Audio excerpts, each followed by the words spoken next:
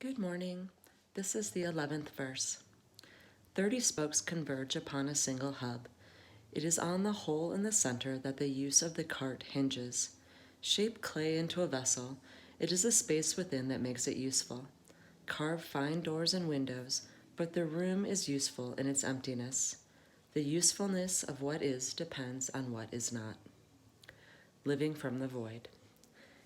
In this thought-provoking 11th verse of the Tao Te Ching, Lao Tzu cites the value of an emptiness that often goes unnoticed. He explains this idea with images of the hole in the center of a hub, the space within a clay vessel, and the interior area of a room, concluding that the usefulness of what is depends on what is not. In other words, separated parts lack the usefulness that the center contributes.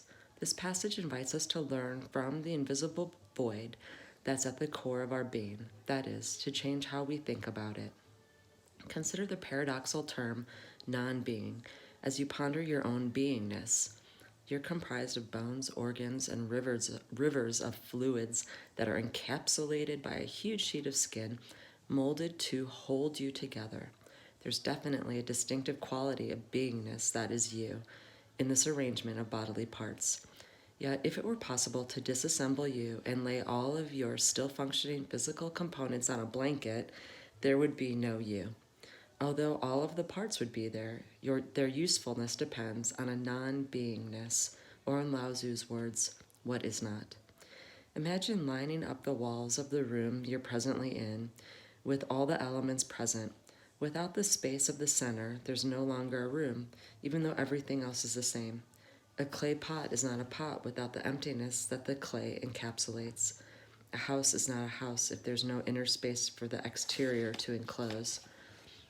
A composer once told me that the silence from which one note emerges is more important than the note itself. He said that it's the empty space between the notes that literally allows the music to be music. If there's no void, there's only continuous sound. You can apply this subtle awareness to everything that you experience in your daily life. Ask yourself what makes a tree. The bark, the branches, the roots, the leaves.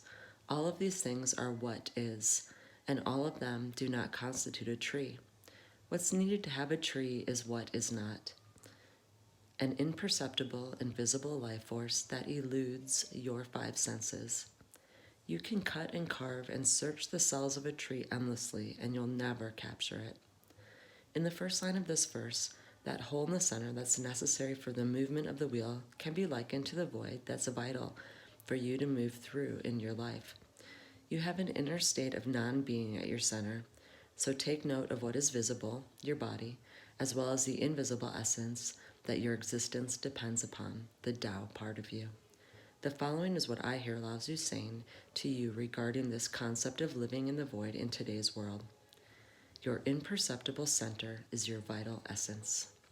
Take the time to shift your attention to the so-called nothingness that is your essence. What does it beckon you toward? The space emanates from the invisibleness that's responsible for all of creation, and the thoughts that emerge from your inner self are pure love and kindness. Your inner non-being isn't a separate part of you, so seek that mysterious center and explore it. Perhaps think of it as a space contained by your physical self, from which all of your thoughts and perceptions flow into the world. Rather than trying to have positive, loving notions, simply be sensitive to the essence of your beingness. The way of the Tao is to allow rather than to try. Thus, allow that essential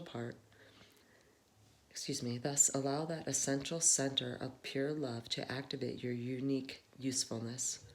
Allow thoughts that emerge to enter your physical self and then leave. Allow and let go. Just like your breathing, and vow to spend some time each day just being attentive to the awesome power of your imperceptible, vital essence. Practice the power of silence every day. There are many individual ways of doing this. For example, meditation is a wonderful tool to help you feel the bliss that accompanies your connection to your inner void, that place where you experience the way of the Tao. Vow to be more aware of the placeless place within you, where all of your thoughts flow outward. Find your way to enter the space within you that is clean, pure, and in harmony with love. The difference between saints and the rest of us isn't that they have loving, pure beliefs and we don't. Rather, they function solely from their essence, where the way of the Tao flows invisibly through their physical being. This is the primary purpose of learning to meditate or to be in the silence, inviting your essence to reveal itself and allowing you to live in the void. Do the Tao now. Spend at least 15 minutes today living in the void that is you. Ignore your body and your surroundings. Let go of your material identifications, such as your name, age, ethnicity, job title, and so on, and just be in that space between, that void which is absolutely crucial to your very existence.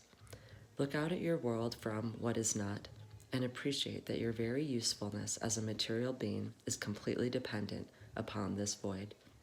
Work today on befriending this what is not part of you.